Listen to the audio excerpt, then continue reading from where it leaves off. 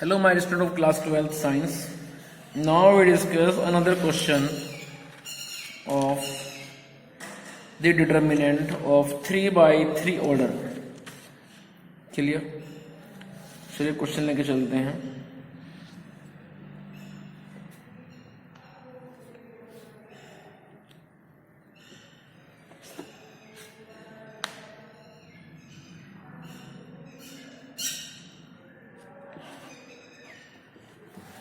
एक क्वेश्चन दिया है डिटर्मिनेंट में ये prove that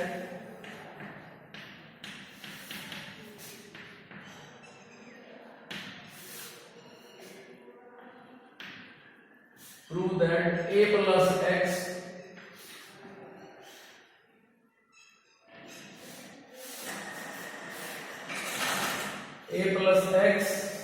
y z x a plus y z और x y a plus z equals to a square a plus x plus y plus z.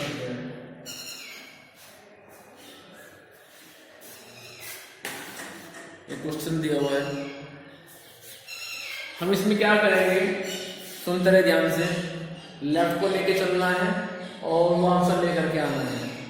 तो ध्यान से देखिए, जो हमें आंसर लेकर के आना है राइट हैंड साइड में, उसमें लिखा हुआ है कि a plus x plus y plus z, जो कि आप देख भी रहे होंगे. A square bracket a plus x plus y plus z. ठीक है.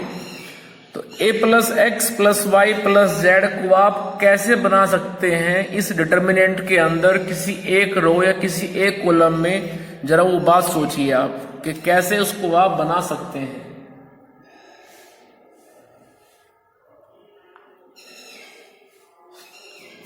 सोचिए.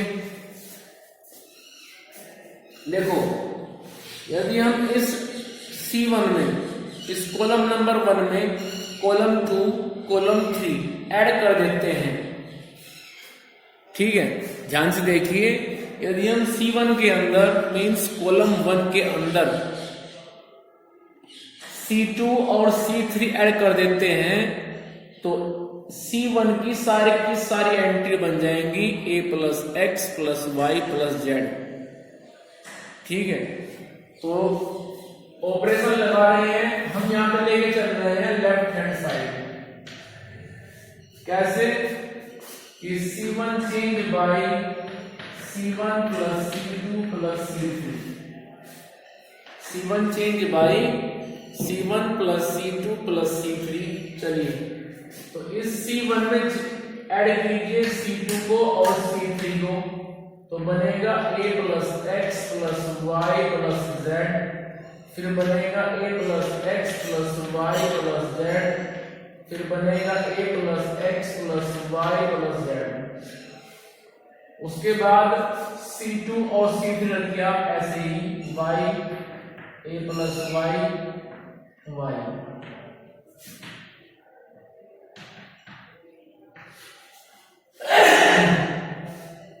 चलिए, अब ध्यान से देखिए. C1 में सभी entries a plus x plus y plus z, a plus x plus y plus z, a plus x plus y plus Z हो चुकी हैं.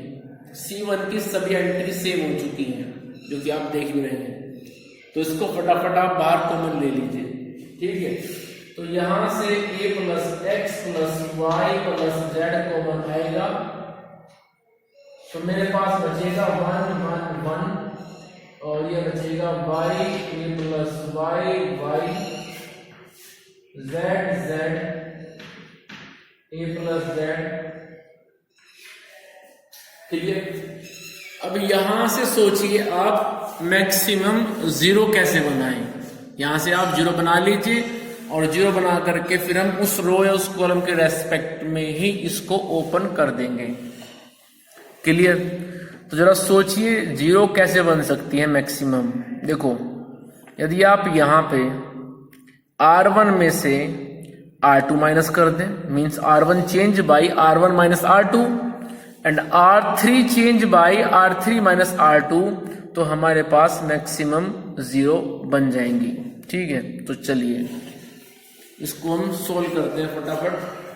हम अप्लाई कर रहे हैं यहाँ पे ऑपरेशन कि R1 change bye R1 minus R2 और R3 change bye R3 minus R2।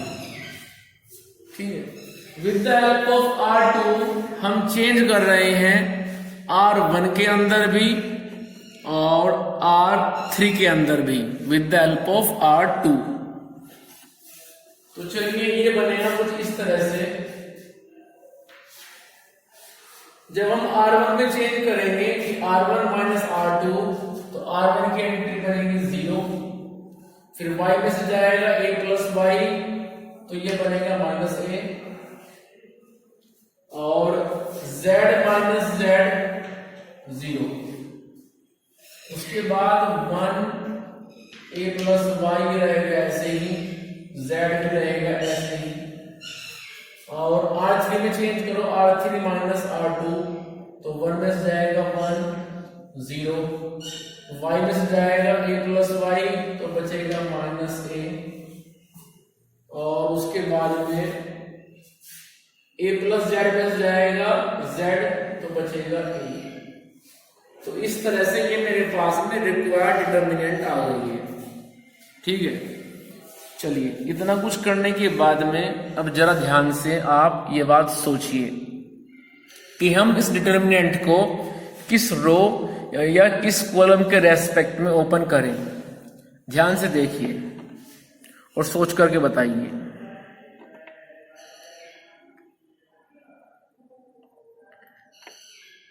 ध्यान से देखिए और सोच के बताइए। देखो, यदि हम इस डिटर्मिनेंट को अभी फर्स्ट रो या फिर फर्स्ट कॉलम के रेस्पेक्ट में ओपन कर दें तो हमारा काम हो जाएगा। दोबारा फिर सुनिए ध्यान से।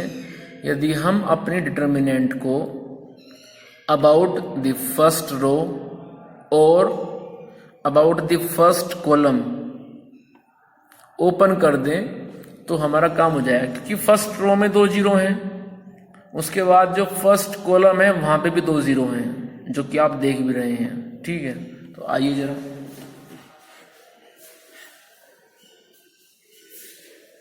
तो यहां पे लिखना पड़ेगा, सॉरी इससे पहले मैं यहां पे लिखना भूल गया, ये जो a plus x plus y z है ना, ये इधर भी आएगा, तो वो आप लिख लेना।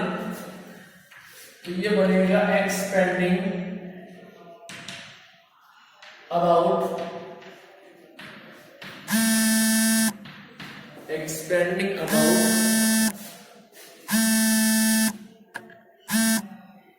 expanding about first column।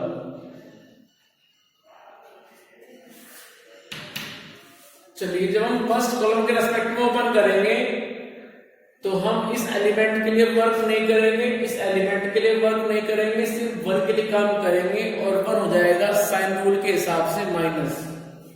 तो पहले हम लिखेंगे a plus x plus y plus z bracket -1,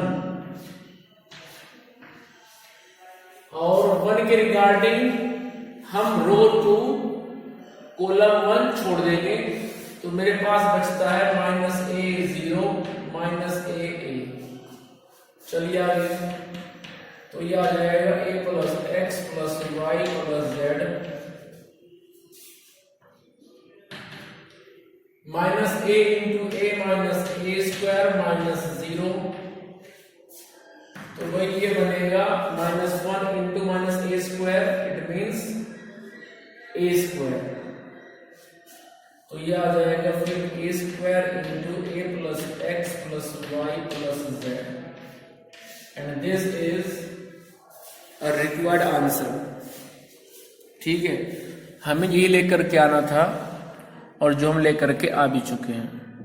ठीक है भाई, तो इस तरह से हमारा जो रिक्वायर्ड आंसर है वो आ चुका है। चलिए और क्वेश्चन लेके चलते हैं। जल्दी से आप स्क्रीनशॉट ले लीजिए, फिर हमें आगे चलना है।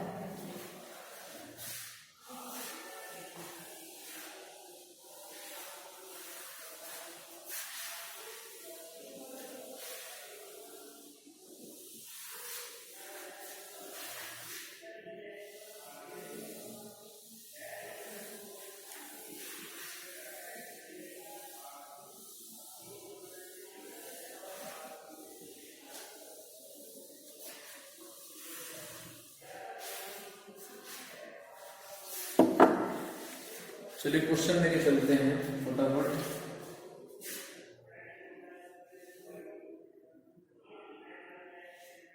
और ध्यान से देखिए,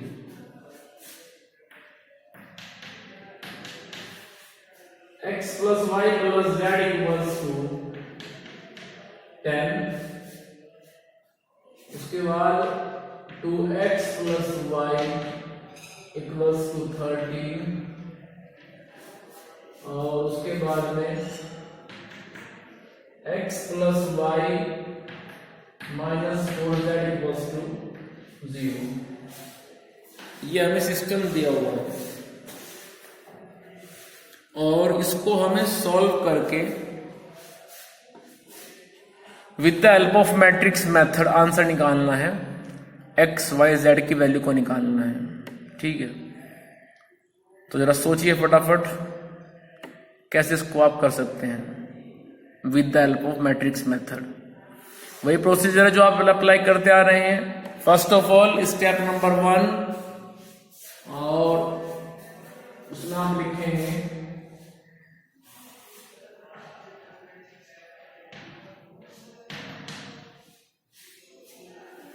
the given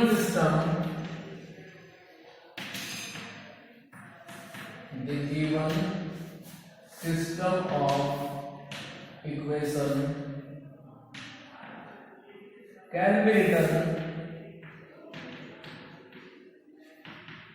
in matrix form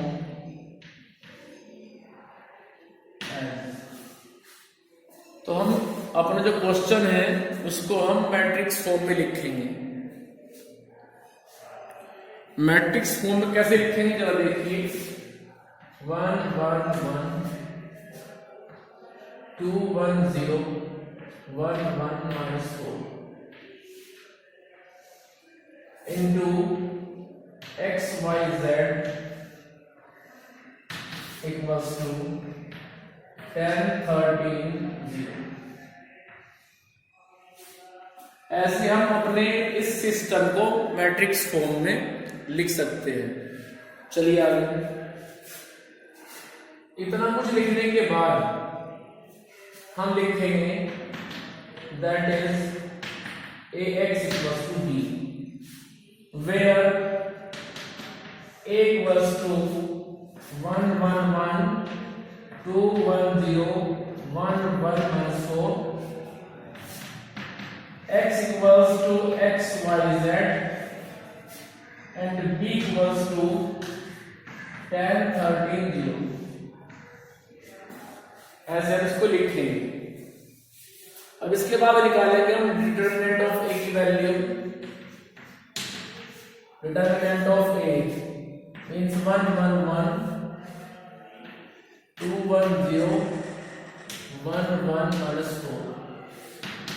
इसको हम किसी एक कॉलम या किसी एक रो के रेस्पेक्ट में ओपन कर सकते हैं।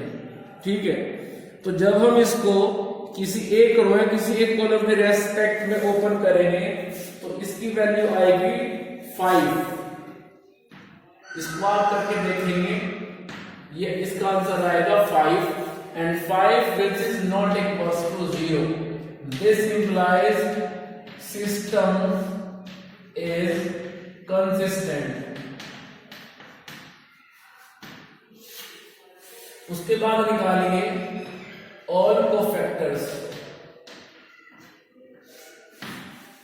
ठीक है, तो निकालिए फटाफट cofactor means C11।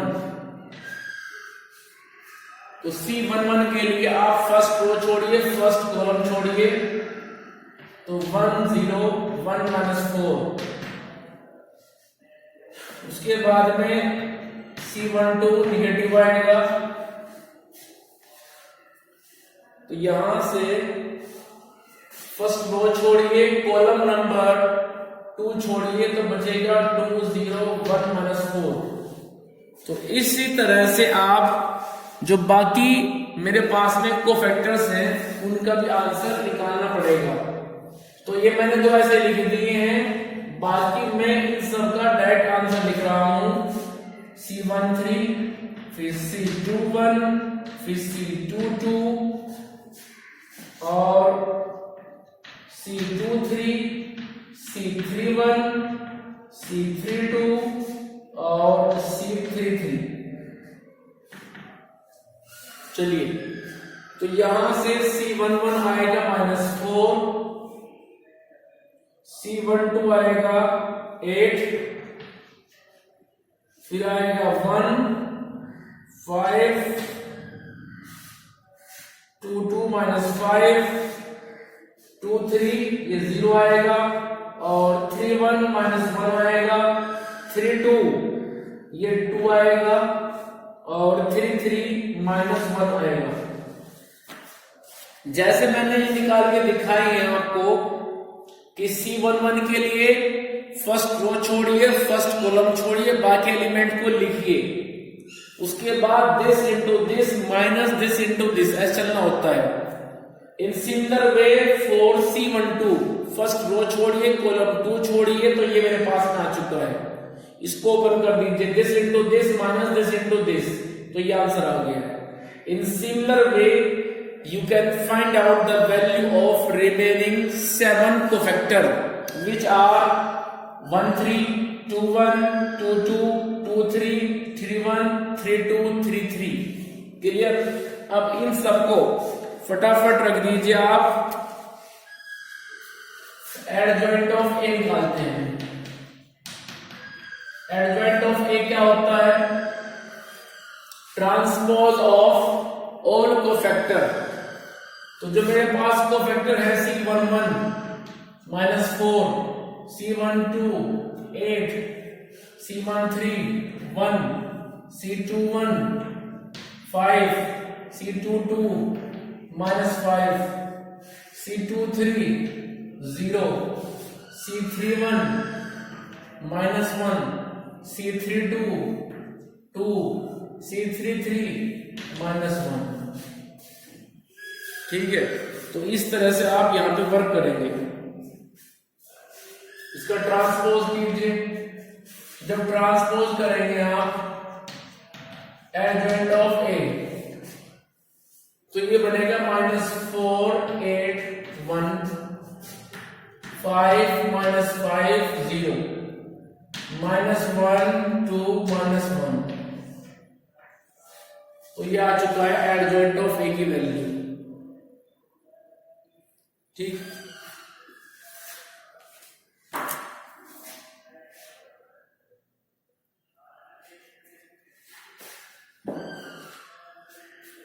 Adjoint of ए निकलने के बाद अब चलेंगे हम लास्ट प्रोसेस पे। वो क्या होता है? X = A inverse B। लेकिन A इनवर्स हमारे पास में नहीं है, तो पहले निकालिए आप A इनवर्स को। तो A इनवर्स आ जाएगा 1/, determinant of A into adjoint of A। Determinant of A वो मेरे पास में है 5 into adjoint of A advent of A इसको रखिए फटाफट, -4 5 -1 8 -5 2 1 0 -1। अब आप यहां से चलते हैं लास्ट स्टेप में, means x equals to a inverse b।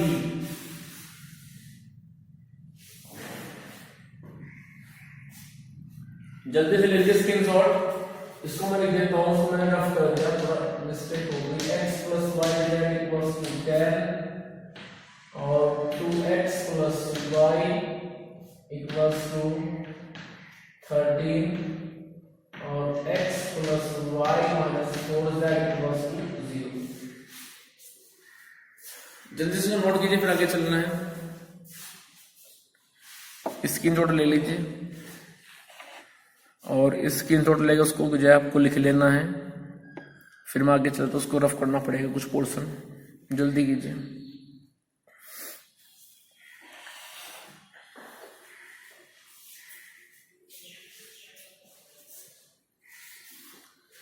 जल्दी दीजिए स्क्रीनशॉट।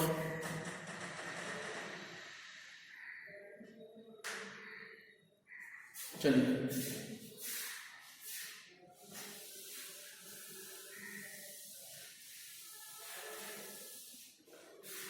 अब लिखेंगे हम x equals to a inverse b। रखिए x की value, means x y z a inverse मेरे पास में है 1/5 टाइम ऑफ डेट वाली लिखी थी, रख लूंगी इसको। सर देखते हैं, वो चेक करते हैं, ये सब चेक करते हैं, क्योंकि मैथ्स में स्पेस कम पड़ता है और वो डेट इधर लिखी हुई थी, ठीक है, बीच में उधर जा रहा होगी डेट क्या देखो तो लिखी छोड़ दो भाई। मुझे तो अपना क्वेश्चन सॉल्व करते हुए ये इधर के कोने में यूज करने पड़ते हैं ना, कई बार इससे सारे के सारे किसी चोट में आ जाए, इसलिए वो रखोगे -5 -1 लिखेंगे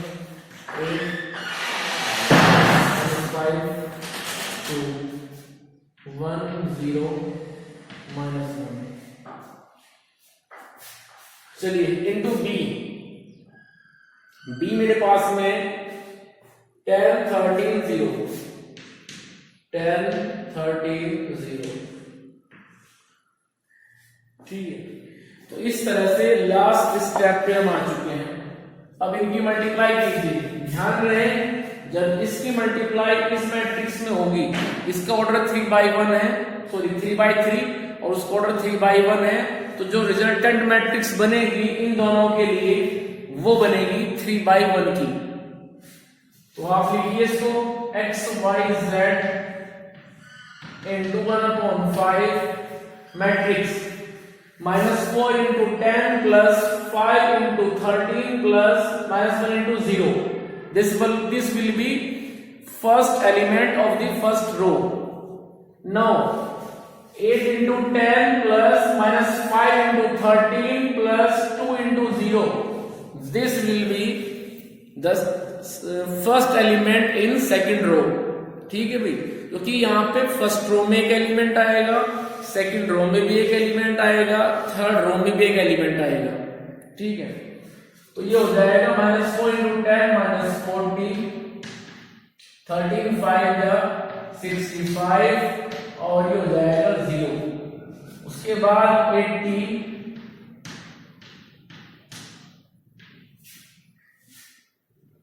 और ये हो जाएगा 0 और लास्ट में आएगा 1 into 10 10 प्लस 0 माइनस 0। चलिए आगे।